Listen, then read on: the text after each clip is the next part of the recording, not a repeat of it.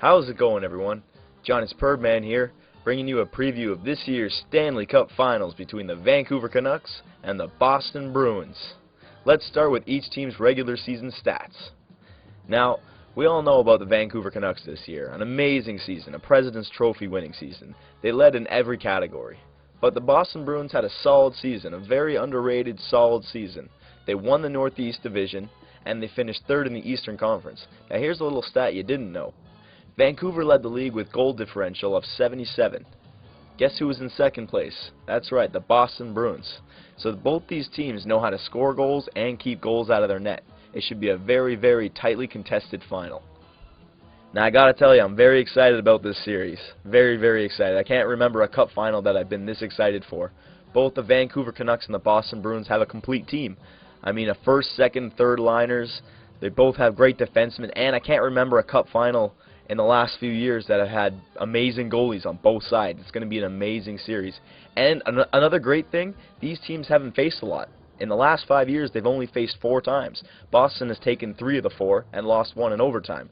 The teams have only faced once this year, and Boston beat the Canucks 3-1. Tim Thomas, get this, 3-0 lifetime against the Canucks, stopping 97 of 98 shots. Watch for Tim Thomas this series. Okay, so let's look at each team's playoff stats so far. The Vancouver Canucks have been very inconsistent, averaging less than 3 goals a game. Roberto Luongo have had to steal a lot of games for them. The Boston Bruins, however, have been averaging more than 3 goals a game, more than enough for Tim Thomas to steal a game here and there. Boston can win this series, but they've got to stay out of the penalty box, because if they allow the Sedins to get on the power play, they are going to destroy them. They've been red hot lately, and that power play is something to be afraid of on Vancouver. Now the same can't be said for Boston's power play, which is still in the gutter, and it doesn't look like it's going anywhere. Alright, so a player to watch on Vancouver is Ryan Kesler. He had 18 points already in these playoffs, 41 goals in the regular season, and he's just been on fire in these playoffs. He single-handedly got them through the Nashville series, just owning that series, and he seems like he's only getting better and better. He's flourishing in these playoff environment. A two-way forward, somebody to be reckoned with. David Krejci on the Boston Bruins is also a player you want to keep in mind.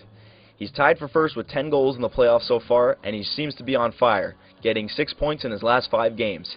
He's everything you want in a center. Great vision, great shot, and he's great at face-offs. Watch out for David Krejci. From Vancouver, number 33, Henrik Sedin.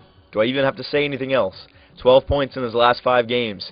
First in assists with 75 in the regular season, tied for 4th in scoring with 94 points. They were a bit quiet, both Sedin twins, in the first 2 rounds, but you allow them to get on the power play, allow them to touch the puck, get confident, man, they're going to burn you. Boston, you have to allow these guys to get the goals 5v5. If you could give them the power play, they're going to score. Now, of course, I saved the best for last. Number 30, Tim Thomas.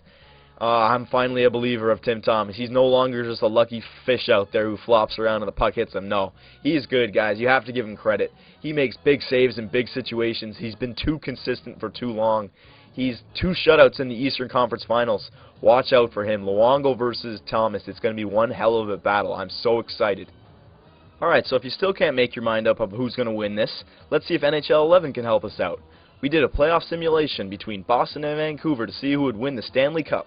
EA Sports, let's see what your game predicts. Game 1 goes to Vancouver, 4-1. Game 2 goes to Vancouver, 2-0. Uh-oh, Boston. Game 3 goes to Vancouver, 8-4. Oh my God, it's not looking good. Game 4 goes to Boston Bruins. Can they come back? Game 5 goes to Boston Bruins. Game 6, oh, Vancouver wins the Stanley Cup in 6 games. Are these the sights we're going to be seeing when this series is all said and done, boys? The Vancouver Canucks hoisting the Stanley Cup over their heads. Oh, it's going to be a great series. A really great series. You get to see players like Daniel Sedin, Henrik Sedin, Ryan Kesler, Zdeno Chara, Bergeron, Sagan, Tyler Sagan, Tim Thomas, Roberto Luongo, Thomas Kaberle. Oh, it's going to be a great series. I can't wait. I'm going to predict Vancouver as well. As much as I want to see Boston, oh, you know what? I don't care who wins. It's going to be a great series. I can go either way, but I got to go with Vancouver. They've been playing great, and I feel like this is their year. All right, boys. So who do you think is going to win the Stanley Cup this year? Vancouver Canucks or the Boston Bruins? Be sure to let us know. For Johnny Superbman and Domsky, thanks for watching, boys. See you again soon.